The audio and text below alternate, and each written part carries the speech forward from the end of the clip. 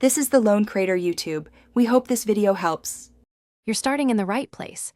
Make sure your Apple Watch is paired and has some charge. Once done, bring your iPhone close. Open the Watch app on your iPhone or swipe up on the watch to use Control Center. Either route gets you to the Find My interface. Tap Find Devices or the Find My app and choose your watch from the list. This step initiates the location request so the system can search for Bluetooth, GPS, or last known positions. Now that you've selected the watch, you'll see its map location and connection status. This tells you whether it's nearby, on another network, or offline.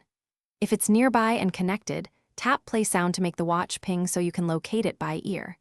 If it looks far away or the map is stale, use directions for navigation or enable lost mode to lock and display a message. These actions increase the chance of recovery and protect your data while you continue searching.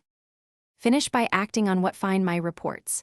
If the watch is offline, note the last seen time and go to that location. Sometimes a short walk brings it back online.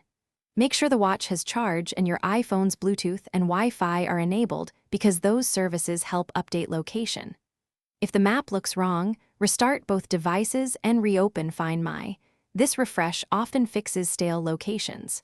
If all else fails, enable lost mode and follow up with Apple support. Thanks for watching.